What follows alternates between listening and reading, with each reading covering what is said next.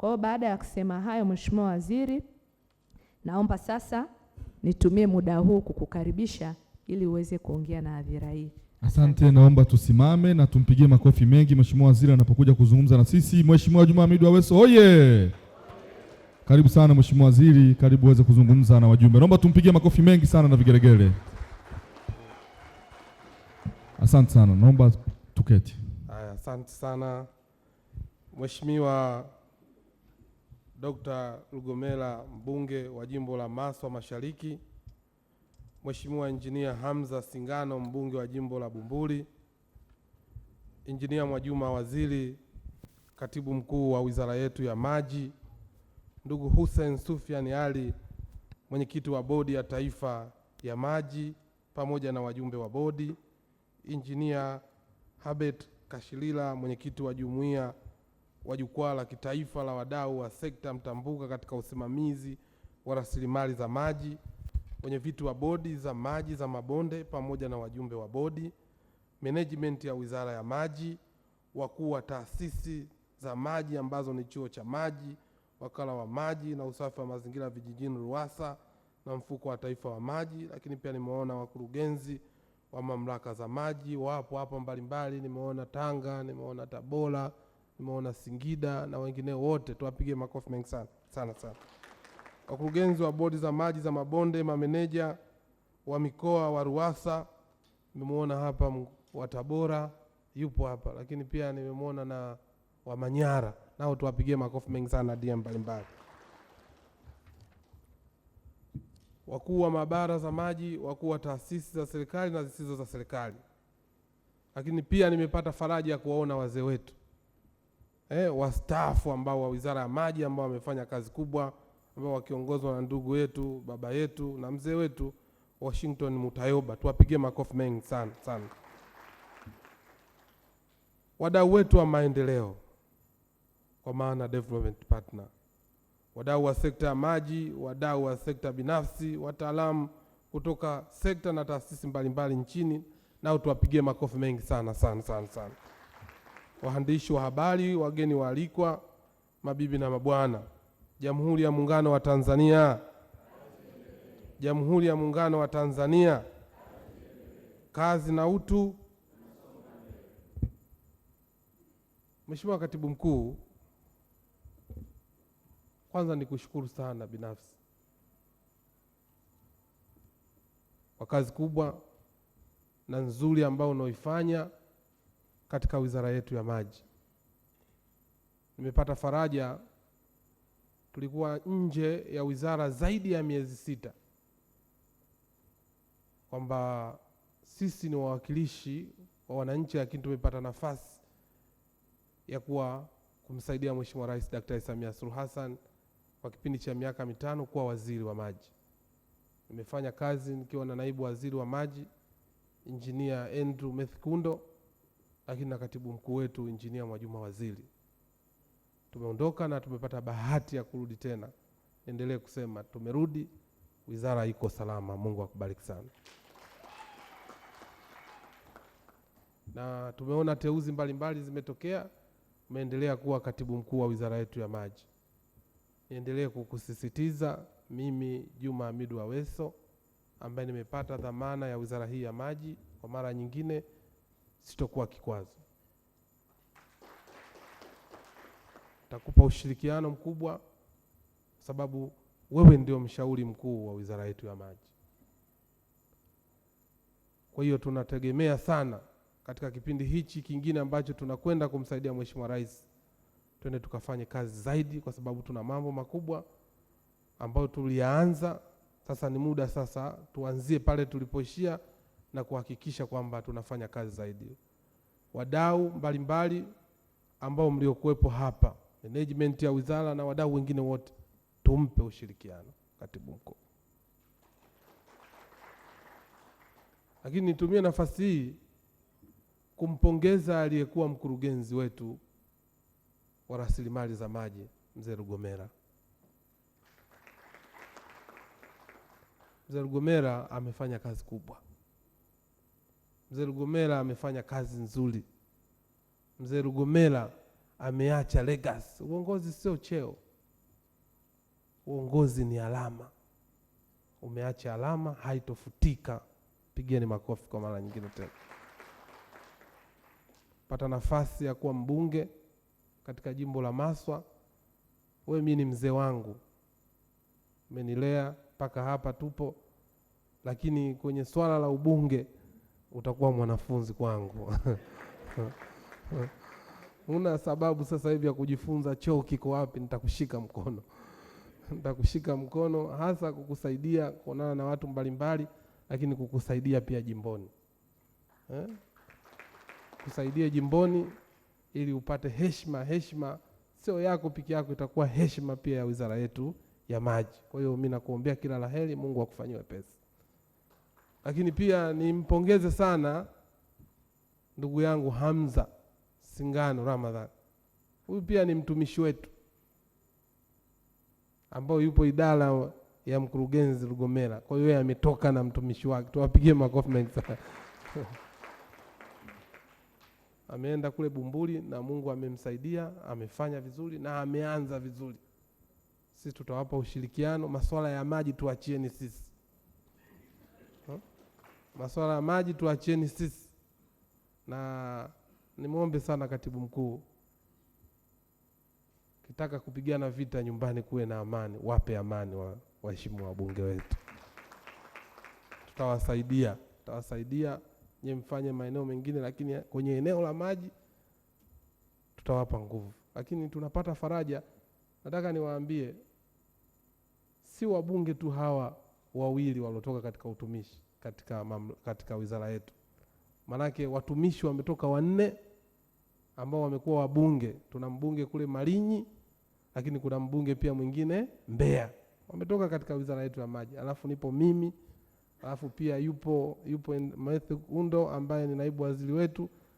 Tunaye Profesa Kitila naye ametoka kwenye maji. Kwa hiyo tuna timu nzuri. Kwa hiyo jambo lolote ambalo linalokuja au linahusiana na maji, manake sasa tuna uwezo wa kudrive na tukafanya mambo makubwa. Na faraja ambayo niliokuwa nayo, wabunge wote ambao waliotoka katika sekta ya maji kama watumishi wote wapo katika kamati ya maji na mazingira. Tuwapigie makofi mengi sana. Ndugu zangu, mzee Lugomera amestaafu. Hajastaafu, huyu bado ana check number wizara ya maji. Ameshakuwa mbunge, lakini amemwachia kijiti ndugu yetu Robert Sande. Nataka niseme Sande, umeanza vizuri. Nafanya kazi nzuri. Mimi waziri wako naridhika. Roho yangu baridi. Fanya kazi kwa kushirikiana na wenzako. Wenzako wana mambo, wana mipango mizuri, watakusaidia. Wasikilize, wape nafasi ya kuwasikiliza. Na imani watakusaidia. Tumsaidie, ameanza vizuri. Kijana anajua kujieleza, anaijua vizuri idara, vizuri sana, amepikwa, ametengenezwa. Kwa hiyo na mimi ni kuahidi ushirikiano na tutakusaidia. Na tumekupa kaka yetu Mahai, amefanya kazi kubwa pale bonde la Rufiji. Hii timu namna mlivyoweka, na imani mtafanya kazi kubwa. Na sisi wizara, viongozi, tutahakikisha kwamba tunawapa support kubwa sana. Mimi labda la kuanzia, katibu mkuu, mimi msimamo wangu, najua mara kwanza nilikuwa sieleweki sana. Sieleweki, napenda kusimamia baadhi ya mambo, nasimamia baadhi ya mambo, lakini kadri tunavyoenda sasa tunaelewana na tunaenda vizuri. Tusiwasahau, tusiwatupe, tusiwatelekeze wazee ambao wamefanya kazi ndani ya sekta ya maji. Hawa ni institutional memory ya taasisi. Hawa ni institutional memory ya taasisi. Zipo wakati mwingine kauli, wazee wamepitwa na wakati bwana. Mambo aliyokuwa anafanya hayaendani na mazingira ya sasa. Nataka niwaambie, kimuuliza mzee Hamza miaka ya 50, 60 alikuwepo. Ukimuuliza mzee Matemu miaka 70 alikuwepo, mzee Mtayoba alikuwepo, miaka 20 yupo mpaka sasa, 26 wapo. Nini maana yake? Wana present, wana future na wana past, hadi past participle tense nao pia wana.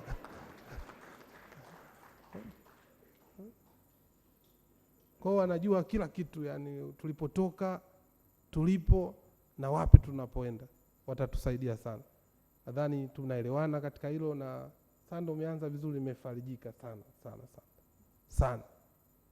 Msiwaache, msiwatupe na msiwatelekeze, na niwaombe sana. Umewaita, si umeona? Wamekuja wajaja? Wamekuja, tuwaite, watakuja tu. Mkiwaita watakuja, msipowaita hawatakuja. Hautomuona hata siku moja mzee Ndunguru aje hadi katika ofisi ya DAPO azunguke, hawezi, kwa umri wake na heshima yake. Lakini mkiwaita watakuja. Nataka niwaombe wazee wangu, tunawahitaji tena sana, msituache. Mzidi kutuelekeza, tunataka tufanye kazi kubwa, tunataka tufanye kazi nzuri zaidi. Tupo pamoja sana sana sana sana, na ninachomshukuru Mwenyezi Mungu, nimepata bahati, nimekaa muda mrefu kidogo katika hii wizara. Naijua vizuri sana. Kwa hiyo nikikumbuka kipindi cha mzee wangu mzee Hamza, mimi mwaka 2017 ndio niliteuliwa kuwa naibu waziri. Mzee Hamza amehangaika sana. Alikuwa anataka kufanya mageuzi ya rasilimali za maji. Hakuna aliyekuwa anamuelewa. Anataka fedha kwenda kwenye mabonde. Watu wanaona kama mabonde hakuna matokeo. Waziri wa maji unatamani uone matenki ya maji, watu wamebeba ndoo za maji, lakini ukimwambia nataka nikaweke kwenye rasilimali, nimeona hela nyingi zinakatwa. Ikabidi nijitahidi sana nijue. Tulikuwa unakuta si eneo ambalo mtu unalipenda sana. Sasa nikawa lakini najifunza, sasa nikawa napewa kazi, hebu nenda huku. Sasa nikawa tunaenda mikutano mingine mingi nje. Mimi nimemaliza chuo, sikuwahi kwenda nchi za nje. Hilo nipeleka nchi za nje ni rasilimali za maji. Nimeenda Umoja wa Afrika, mpaka UN nimehutubia kwa niaba ya Mheshimiwa Rais kwa sababu ya rasilimali za maji. Huko kote tunapoenda, kila ninapoenda, tunapozungumza mikutano mikubwa, watu hawazungumzi masuala ya matenki ya maji. Sijawahi kuona. Nataka niwaambie, unaweza ukawa mkubwa usijijue kama mkubwa. Unaweza ukawa na nguvu usijijue kama una nguvu. Rasilimali za maji ndio wizara ya maji.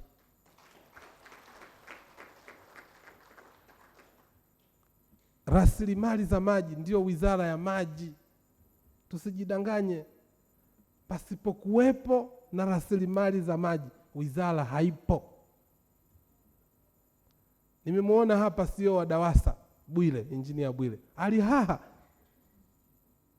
Mimi mwenyewe waziri wa maji nilikuwa sioni umuhimu wa kuitwa waziri wa maji. Mto umekauka, maji hakuna, watu wanapiga kelele, chaos. Unapigiwa simu na viongozi wakuu. Nataka niwaombe wakuu wangu, wenye vitu wa bodi, mpo leo, wengine tutazindua. Twendeni tukaonyeshe umuhimu wa uwepo wetu na uanzishwaji wa rasilimali za maji kwa maana ya taasisi. Hilo ndio jambo la msingi. Tuonyeshe uwepo na umuhimu wa uanzishwaji wa taasisi. Watu wasipowaona, watu wasipowaelewa majukumu na kazi ambazo mnazozifanya, hakuna atakayewaelewa, ndugu zangu.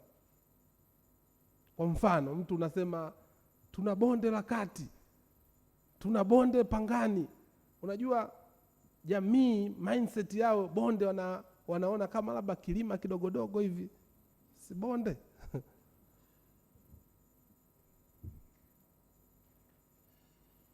Yaani anaona ni kimlima kidogodogo.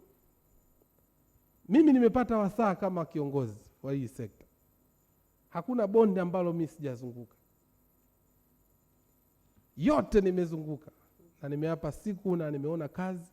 Mnafanya kazi kubwa, mnafanya kazi nzuri. Nani sasa anazijua? nani sasa anaziona? Na kila nilipopita nimetoa ujumbe mbalimbali unaohusiana na, mpaka nikatoa kauli zingine zitumike katika sekta. Labda nizungumze kwa uchache na nitafanya tathmini chache. Kwa mfano, nilipofika bonde la Pangani, hawa ni watu ambao wamefanya kazi nzuri sana kuweka alama kwamba unakuta mabango hapa tuna chanzo cha maji bonde la Pangani. Kila sehemu wameifanya hiyo kazi. Mimi nimefarijika sana. Wametengeneza awareness. Kwa hiyo mwananchi anajua hapa kuna kwa hilo tuwape maua yao, tuwapigie makofi mengi sana. Tulipofika bonde la Kati, tumeona kazi nzuri ambayo wamefanya kule jimbo hili la Hanang.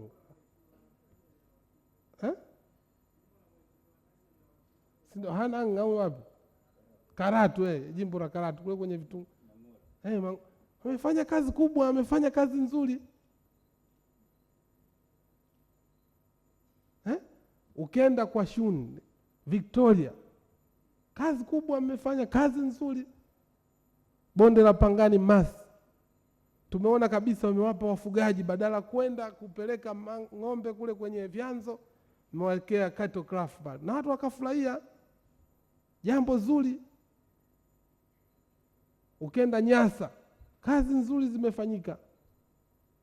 Bonde la Pwani ya Ruvuma ya Kusini, sijui kazi nzuri, na hapa wanafanya kazi nzuri.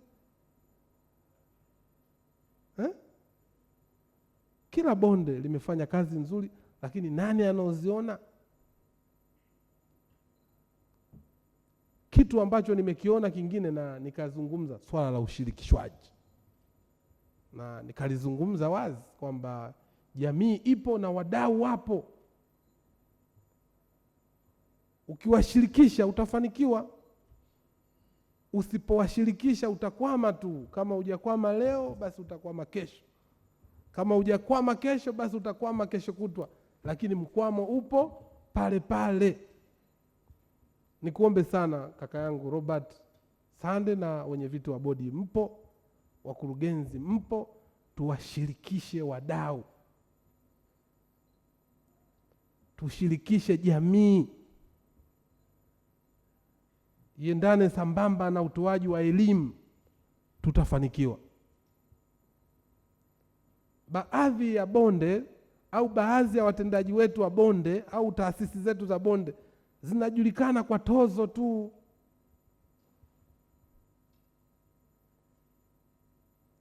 Baadhi ya taasisi zetu mtendaji unafahamika kwa sababu kiongozi mkuu ametoa agizo, elekezo, ndio unatoka na bonge la panga unaenda kukata mahindi, unajenga chuki na watu.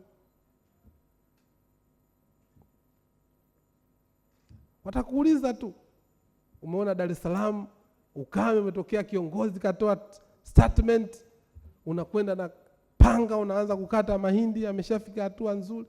Watakuuliza mpaka anapanda, ulikuwa wapi? Mpaka leo anataka kuvuna, wewe ndio unataka pale, utagombana tu na watu.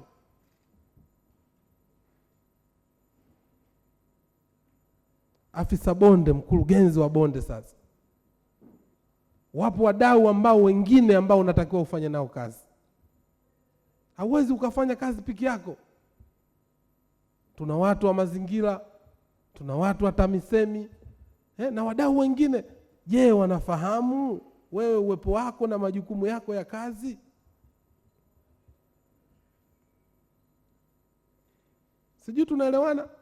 Ndio maana nimemwambia katibu mkuu, mimi nimepata nafasi ya kufanya kazi katika eneo lingine. Tumefanya kazi nzuri kipindi chote, na bahati ambayo tulokuwa nayo, tuna watendaji wazuri. Lakini huku tunapotaka kwenda, ukiangalia dira 2025 2050, kuna mipango mikubwa, kuna mambo makubwa. Ili tukitaka tuifikie, tunahitajika tuwe na watu serious. Tuwe serious. Mimi sina mashaka juu ya utendaji, na niwaombe wadau wetu. Sasa hivi Wizara ya Maji inafanya tathmini ya watendaji wetu. Huyu mkurugenzi wa bonde pale Pangani atatuvusha?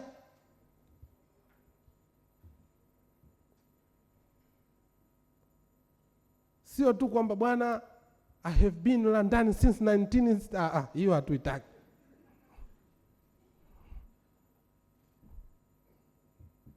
Tunataka matokeo. Ndio maana nimemwambia katibu mkuu aende pale kwenye jengo la wizara yetu aandike kabisa result oriented. Tunataka matokeo sisi. Vikao tutakavokaa, mikutano tutakaoifanya iwe na matokeo yatokanayo na utekelezaji wake upoje. Tumeifanya tathmini kwenye bonde. Nataka nimwambie katibu mkuu, nimeridhika na watendaji ambao wanafanya kazi kwenye mabonde. Tutakwenda nao wote hawa wa mabonde katika maeneo yao. Lakini si tu kwa kuridhika kwa makofi, tumeshamwambia ataandaa performance contract, mtasaini na tutapeana KPI. Masi we luka, lakini sisi tunataka 1, 2, 3. Lazima tuende, lazima tufike.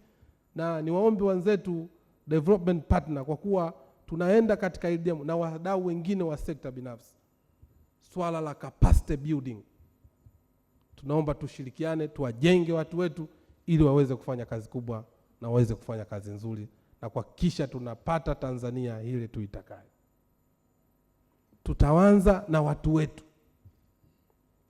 La pili ambalo nimemuomba katibu mkuu, tusaidiane na hili tulifanya. Mifumo. Taasisi wakati mwingine tunaweka tu kwa mtu, lakini bila kuwa na mifumo thabiti.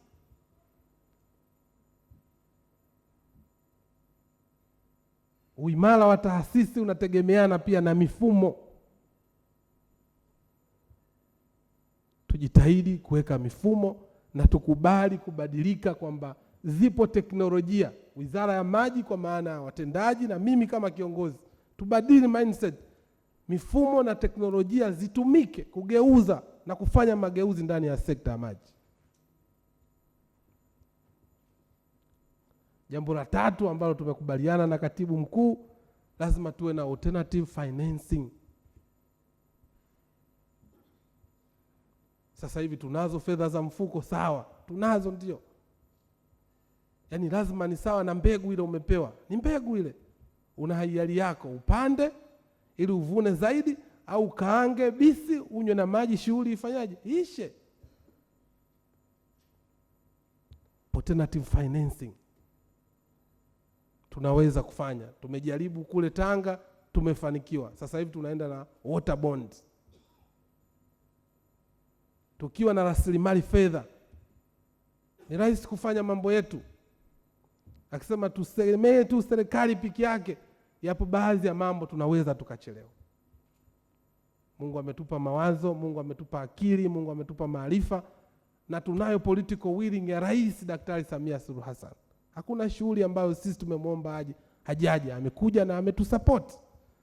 Ni kuombe sana katibu mkuu, niwaombe sana watendaji wa wizara yetu ya maji. Tumepata nafasi, msiseme tu bwana Aweso tumekaa naye amekaa miaka 9, tunaacha nini? Naomba mnitumie, kwa sababu naifahamu sekta. Popote ambapo tunaona tunatakiwa twende, nipo tayari twende, ili kuhakikisha tunafanya mageuzi katika sekta yetu ya maji. Nadhani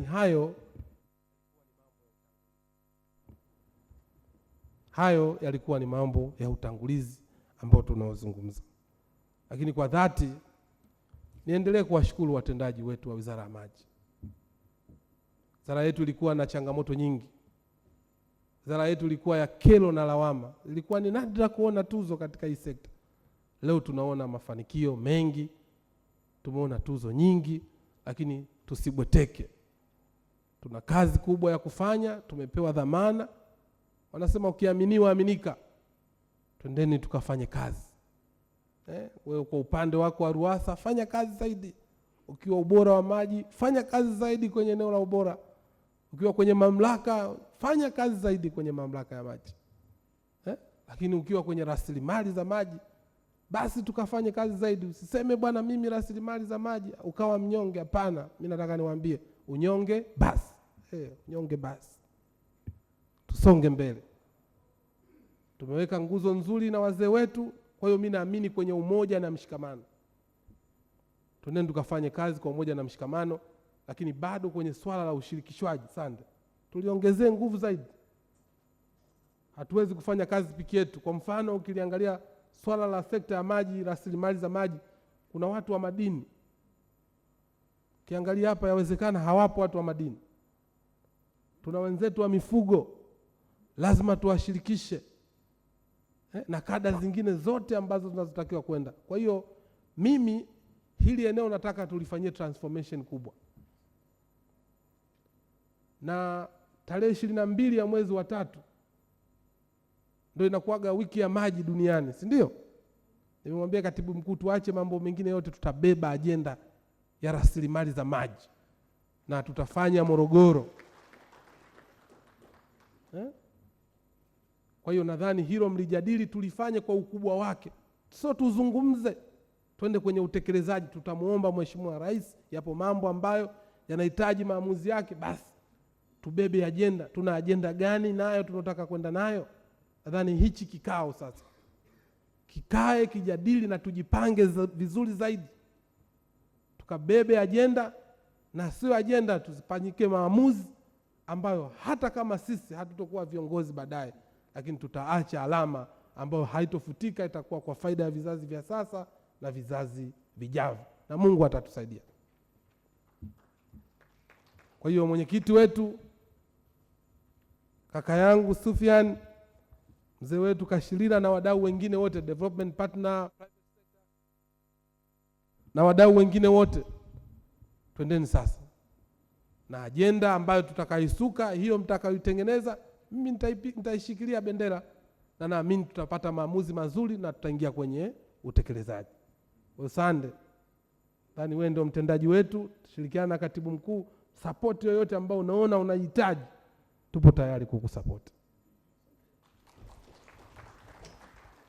Sisi leo tuna machache ambayo tunataka tuwaeleze, kwamba madhumuni ya mkutano wa bodi za maji za mabonde na mkutano wa jukwaa la taifa la wadau wa sekta mtambuka katika usimamizi na uendelezaji wa rasilimali za maji ni wakutanisha wadau wa sekta ndogo ya rasilimali za maji kwa ajili ya kujadili sera, mipango na mikakati inayohusiana na usimamizi endelevu wa rasilimali za maji nchini na kubainisha changamoto zilizopo ili kuzitafutia ufumbuzi kwa pamoja. Hivyo kauli mbiu ya mikutano hii miwili inayosema uhakika wa maji kwa maendeleo ya taifa, utekelezaji wa dira 2050 katika ustahimilivu, usawa na uendelevu ni muhimu na inajadiliwa katika wakati mwafaka sana. Kwa sababu hiyo ninapenda kueleza masuala yafuatayo. Moja, kwa kuzingatia umuhimu wa kupanga kwa pamoja kati ya wizara na wadau wake, mikutano hii itafakari mawanda ya programu mpya ya sekta ya maji Tanzania kwa kuzingatia matarajio ya dira 2050 inayolenga kujenga uchumi imara, shindani na endelevu. Maji ni sekta ya kichocheo na ya kimageuzi katika kuwezesha kuyafikia malengo ya dira 2050. 2. Mikutano hii ijadili suala la uhakika wa maji kwa taifa kwa ajili ya maendeleo ya taifa. Kama tunavyojua, uhakika wa maji ni muhimu kwa sekta nyingine nyingi, ikiwa ni pamoja na kilimo, nishati, viwanda, madini, utalii, mifugo, biashara, maendeleo ya miji na afya na elimu.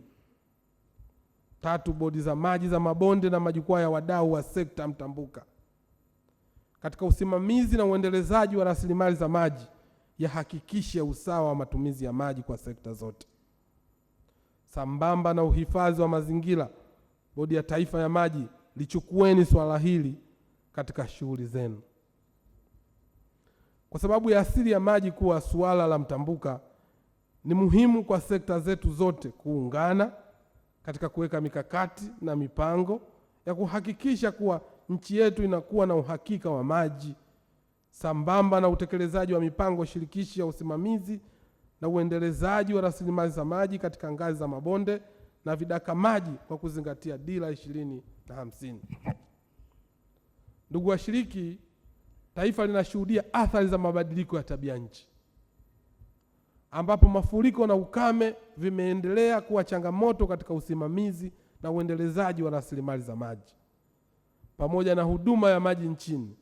Hivyo kauli mbiu ya uhakika wa maji kwa maendeleo ya taifa, utekelezaji wa dira 2050 katika ustahimilivu, usawa na uendelevu, ni jitihada za kuimarisha usimamizi wa majanga yanayohusiana na mabadiliko ya tabia nchi. Hivyo bodi za maji za mabonde na jukwaa la wadau muwe na mikakati ya kusimamia athari za mabadiliko ya tabia nchi katika sekta ya maji.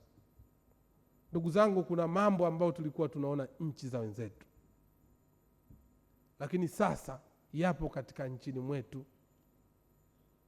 Jambo ambalo lilotokea Dar es Salaam liwe mafunzo, tusilale usingizi, tustuke. Hii ni mara 3 sasa tuna experience jambo kama hili, ambapo mimi nimekuwa waziri. Nadhani tunapa kuanzia ili katika kuhakikisha kwamba mambo kama haya ambayo yametokea Dar es Salaam, na sisi kama watu wa mabonde tuje na mikakati, tuone na uwepo wetu ili kuhakikisha kwamba tunalisaidia jiji la Dar es Salaam naendelea kupata huduma ya maji safi na salama. Ndugu washiriki, ili kuhakikisha nchi inakuwa na usalama wa maji, wizara inaendelea na ujenzi wa mabwawa ya kimkakati ikiwemo bwawa la Falkwa wilayani Chemba na bwawa la Kidunda mkoani Morogoro. Miradi hii inalenga kuboresha upatikanaji wa maji katika majiji ya Dodoma na Dar es Salaam na mkoa wa Pwani. Serikali itaendelea kutafuta fedha kwa ajili ya ujenzi wa mabwawa ya kati na ya kimkakati yakiwemo mabwawa ya Ndembela, Songwe, Mandela na Kidete ili kukidhi mahitaji mbalimbali ya maji ikiwemo maji ya majumbani, kilimo cha umwagiliaji, uzalishaji umeme na shughuli nyingine za kijamii. Ndugu washiriki, katika jitihada za kuongeza upatikanaji wa maji, serikali inaimarisha uhifadhi wa vyanzo vya maji, ambapo hadi sasa Wizara ya Maji kupitia bodi za maji za mabonde imepanda miti rafiki ya maji zaidi ya milioni 6, kuweka mipaka katika vyanzo 344, kutangaza maeneo ya vyanzo vya maji 68 kuwa na maeneo tengefu na kutoa vibali zaidi ya 200 vya utupaji maji taka. Jitihada hizi zinalenga kuboresha hali ya vyanzo vya maji na kuongeza upatikanaji wa maji katika maeneo hayo. Natoa wito jitihada hizi zisiwe za matukio bali ziwe shughuli endelevu. Napenda kualika sekta binafsi, asasi zisizo za serikali na mashirika mbalimbali kushiriki katika uhifadhi wa vyanzo vya maji. Ndugu washiriki, Tanzania itafikia adhma ya kuwa na usalama wa maji kupitia ujenzi wa gridi ya taifa ya maji inayolenga kusambaza maji kwa kutumia vyanzo vikubwa vya maji vya uhakika, ikiwemo kujenga mradi wa kuchukua maji kutoka Ziwa Victoria kwenda Dodoma katika miji ya Singida na ujenzi wa mabwawa makubwa ya kimkakati, uendelezaji wa maji chini ya ardhi na kuchimba visima virefu, matumizi endelevu ya vyanzo vya maji, kuimarisha miundombinu ya usambazaji maji pamoja na kuboresha usimamizi wa miradi. Ninapenda kuwaalika wadau wa sekta ya maji pamoja na sekta binafsi kushiriki na kupanga na kuendeleza gridi ya taifa ya maji, na ninaomba bodi ya taifa ya maji, gridi ya taifa ya maji iwe mmoja ya ajenda yenu. Tumezungumza sasa uanzishwaji wa national grid ya taifa. National grid ya taifa maana yake nini? Kwamba tutumie sasa vyanzo vyetu toshelevu kuhakikisha kwamba tunatatua changamoto ya maji katika taifa letu. Nchi yetu ya Tanzania si maskini wa vyanzo vya maji. Ukenda Kigoma, ukenda Katavi, ukenda Rukwa, tuna ziwa Tanganyika. Ukenda kanda ziwa, tuna ziwa Victoria. Lakini leo ukenda Ruvuma, tuna ziwa Nyasa. Ipo baadhi ya mito mikubwa. Ukenda Mtwara, tuna mto Ruvuma. Ukenda mkoa wa Pwani, tuna Rufiji, tuna Ruvu. Lakini na maeneo mengine ya Kigoma tuna Maragarasi. Ukenda huku kaskazini tuna mto Pangani. Nini maana yake? Mito hii, rasilimali hizi ambazo tumejaliwa na Mungu zitumike, na haya ndio maelekezo ya Mheshimiwa Rais. naweza kusema hii kazi inaanza lini? Kazi tumekwisha ianza. Leo tunaona National Grid au tunaona SGR ambayo inatoka Dar es Salaam kuja Dodoma na kwenda maeneo mengine. Wizara ya Maji ina SGR ya maji. Tumeyatoa maji ya Ziwa Victoria, sasa yamefika Tabora. Hayo ni mapinduzi makubwa na ndio uelekeo wa wizara yetu ya maji. Kenda Simiyu, tuna mradi wa zaidi ya bilioni 400. Wilaya zote za mkoa wa Simiyu zitaunganishwa na maji ya Ziwa Victoria. Kenda kaskazini mwa Tanzania, leo tuna mradi ule wa Same Mwanga.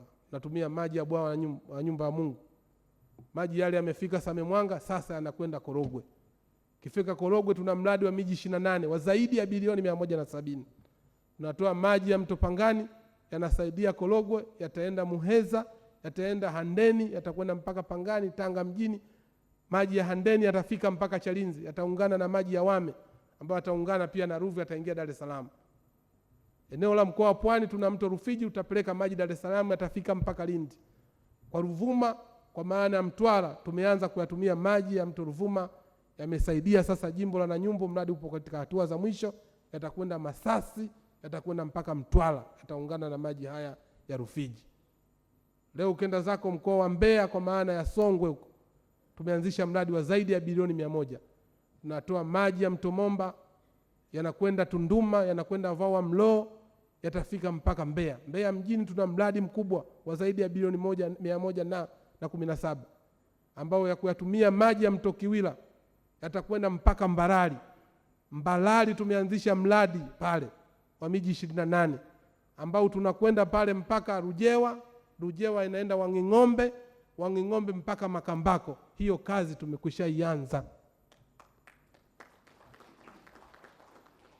Kwa hiyo huo ndio uelekeo wa sekta yetu ya maji. Kwa hiyo nimezungumza, tunapotaka mambo makubwa lazima watendaji wetu tukubali kubadilika, tufanye kazi, tujitume, na sina mashaka mimi kama kiongozi wenu na taaluma nzuri na uwezo mzuri, lakini lazima tubadili mindset zetu katika kuhakikisha malengo ambayo tumejiwekea basi tunaweza kuyafikia, ili hata siku moja tusipokuwa viongozi basi kuna mambo ambayo tumeyaacha katika taifa letu ambayo yatakuwa na manufaa kwa vizazi vya sasa na vizazi vijavyo. Nimezungumza hivyo kwa ufupi, lakini ukienda zako Bukoba kule kuna eneo linaitwa Karagwe. Kule tunaziwa Rwakajunju.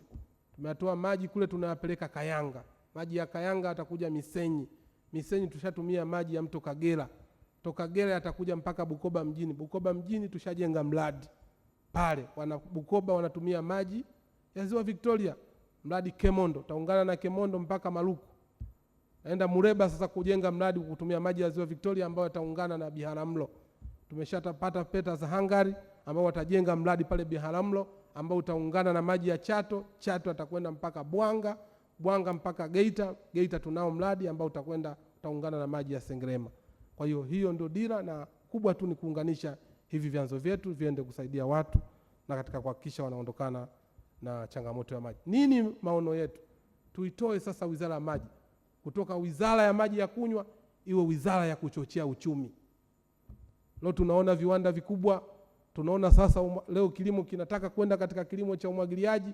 Hatuwezi kwenda hivi kawaida, lazima tuwe na maji toshelevu, lazima tuwe na maji ya uhakika. Lakini haya yote yanatokana swala zima la ulindaji na utunzaji wa rasilimali za maji, na tutoke hapa kwa pamoja kwamba rasilimali za maji ndio usalama wa taifa.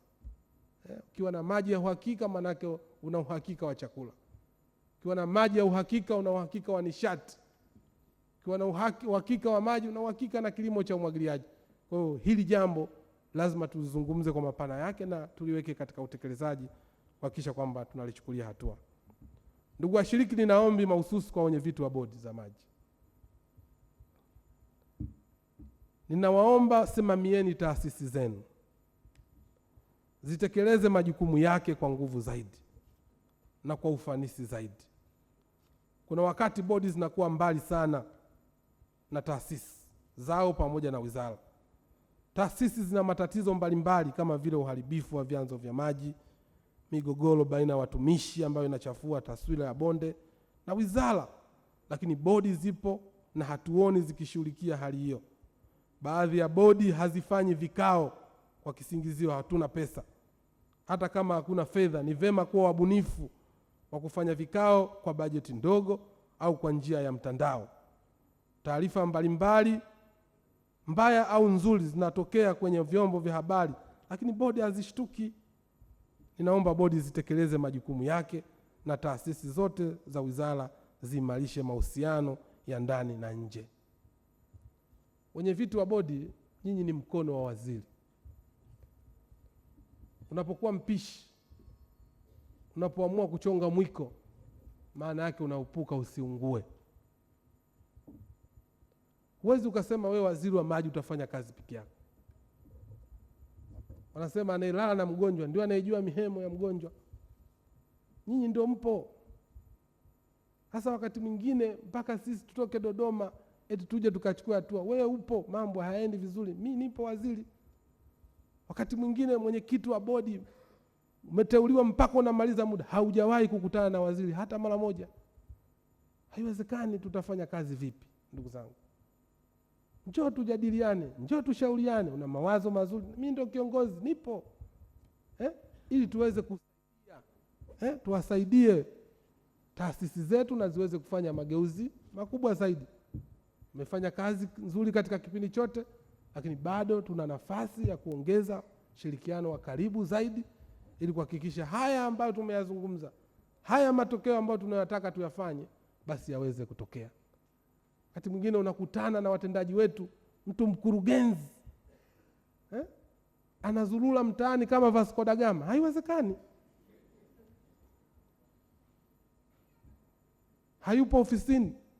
Mkurugenzi ambaye unajua kabisa huyu yupo kwenye taasisi ambaye anatakiwa asimamie, hana namba ya waziri, hana namba hata ya development partner au wadau. Inawezekana vipi? Unampigia mkurugenzi simu, bwana mimi naitwa Aweso. Aweso nani? Jieleze vizuri.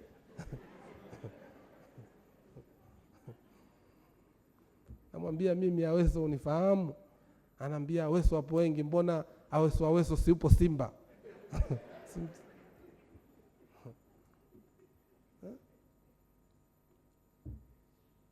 Hatuwezi kuwa na watu wa namna hii. Hatuwezi kufanya hivi. Nilikuonyesha jana sana. Nadhani nilikuwa kikao chako.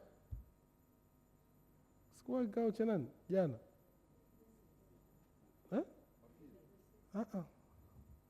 Watu wa ubora huu wa maji. Msimama nani?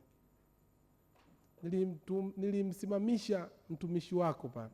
Nikamwambia naibu waziri wa maji anaitwa nani? Alijibu. Amesemaje? Amegafilika, hamjui. Inawezekana vipi?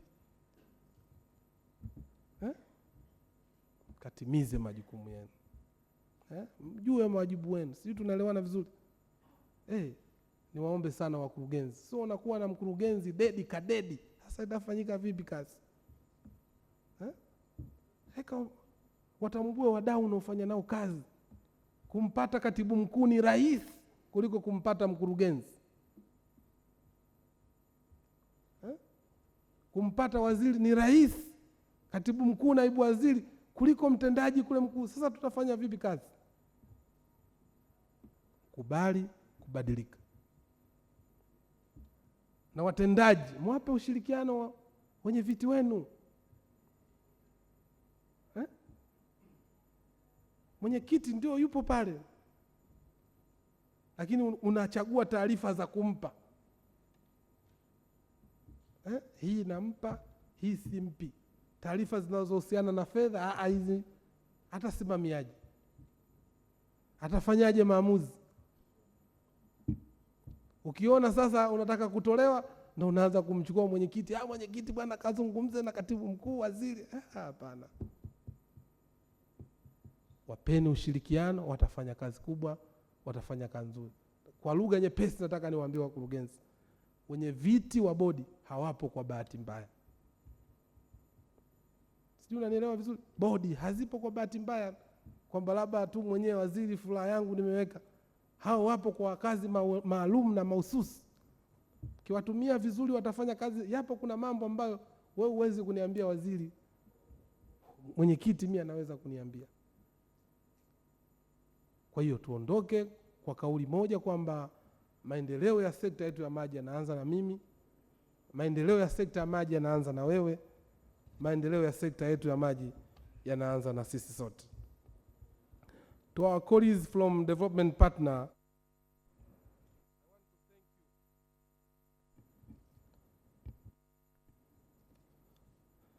I want to thank you for your continued support to the Tanzania water sector. In a special way, I wish to inform you that the new water police has opened the door for the private sector to work with the water sector. We count on your support and we welcome you to work with the Ministry of Water. Kwa hiyo mimi niwatakie kila la heri, na katika hili wizara inafanya tathmini ya utendaji kama nilivyoeleza, wa taasisi moja moja na mtendaji mmoja mmoja. Tunahitaji kuimarisha utendaji wa mahusiano ya taasisi. Hivyo naziagiza bodi za maji za mabonde kufanya tathmini ya utendaji wa taasisi wanazoziongoza.